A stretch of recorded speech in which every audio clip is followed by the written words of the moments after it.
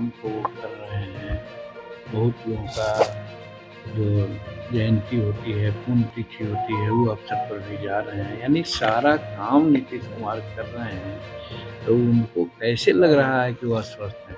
हमको तो लगता है कि तेजस्वी जी ही तो अस्वस्थ न हो गए हैं। क्या है कि वहाँ पर 10 सीट पर हम लड़ने का प्रयास करेंगे, लेकिन हम एनडीए में हैं। एनडीए के माध्यम से चर्चाएँ चल रही है और चलाएँगे, और जो सीट मिलेगी उस सीट पर कह सकते हैं कि कांग्रेस की बात जब वो लोग करते हैं, तो जम्मू कश्मीर में जब उन लोग प्रचार कर रहे थे कांग्रेस वाले लोग, तो क्या नारा दे रहे थे? JNK, मतलब कि पाक ऑक्युपाइड। अस्वस्थ अस्वस्थ बता रहे हैं कि वो मानसिक रूप से अब स्वस्थ नहीं है।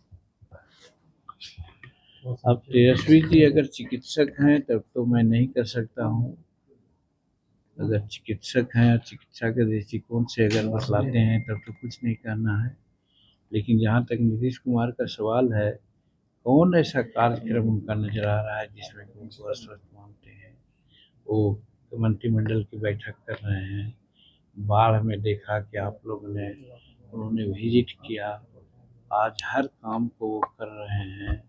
बहुत लोगों का जो जयंती होती है, पुण्यतिथि होती है, वो अवसर पर भी जा रहे हैं। यानी सारा काम नीतीश कुमार कर रहे हैं, तो उनको कैसे लग रहा है कि वो अस्वस्थ हैं? हमको तो लगता है कि तेजस्वी जी ही तो अस्वस्थ न हो गए हैं। झारखंड चुनाव में सर, झारखंड चुनाव में हम क्या भूमिका रहेगी सर? अभी हाल में हम चतरा में एक बैठक जाके किया है और वहाँ घोषणा किया है कि वहाँ पर 10 सीट पर हम लड़ने का प्रयास करेंगे, लेकिन हम एनडीए में हैं। एनडीए के माध्यम से चर्चाएं चल रही है और चलाएंगे, और जो सीट मिलेगी उस सीट पर हम लोग लड़ेंगे, लेकिन चुनाव वहाँ जरूर लड़ेंगे हिंदुस्तानी अवाम मोर्चा सेक्टर के। प्रधानमंत्री मोदी ने कहा है कि कांग्रेस मुसलमानों को डराकर राजनीति करती है, हिंदुओं को बांटने की कोशिश करती है। देखिए, नरेंद्र भाई मोदी जी अभी वर्तमान में मैं समझता हूँ कि अलौकिक शक्ति से भरपूर हिंदुस्तान और भारत की सेवा कर रहे हैं। उनके मुखारबिंद से जो भी बातें उठती है, आती है, वो मौजू होती है, हिंदुस्तान के लिए, भारत के लिए लाभदायक होती है।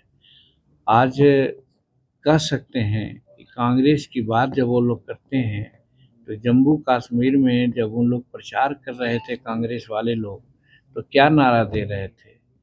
JNK, मतलब कि पाक ऑक्युपाइड जो था, POK था, उसके बारे में उन लोग क्या क्या ना बोल रहे थे।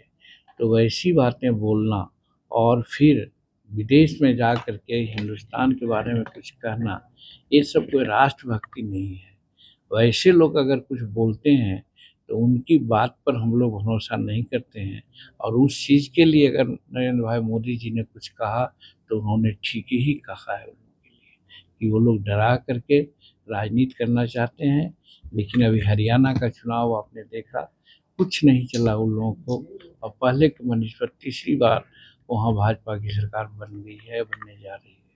मांझी जी, क्या लगता है आपको चिराग पासवान और रामविलास पासवान के असली उत्तराधिकारी नहीं है? क्योंकि आपने कहा कि पशुपति पारस असली उत्तराधिकारी है। ऐसा हमने कभी का सबसे बड़ा उद्योगपति रतन लाल टाटा जी का निधन हुआ है, उससे हम लोग दुखी हैं। और हम लोग दुखी क्या रहेंगे, समूचे हिंदुस्तान के लोग दुखी हैं, क्योंकि हिंदुस्तान के अर्थव्यवस्था को आगे बढ़ाने में रतन लाल टाटा जी का बहुत बड़ा योगदान रहा है। ऐसे उद्यमी को, ऐसे देशभक्त को जाने से जरूर हम लोगों को धक्का लगी है, और हम भगवान से प्रार्थना करते हैं कि उनकी आत्मा जहाँ भी रहे उनको शांति मिले। और फिर अन्य लोगों से भी प्रार्थना करते हैं कि जिस स्टेमिना से एक बड़ा पूंजीपति होकर के भी राष्ट्र की सेवा उन्होंने की है, उसी तरह से पूंजीपति हों, उसके लिए शुक्रिया।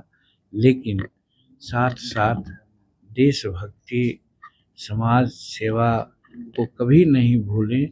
ये रतन लाल टाटा जी से सीख लें, और यही लेकर के अगर सीखते हैं तो अच्छी श्रद्धांजलि होगी।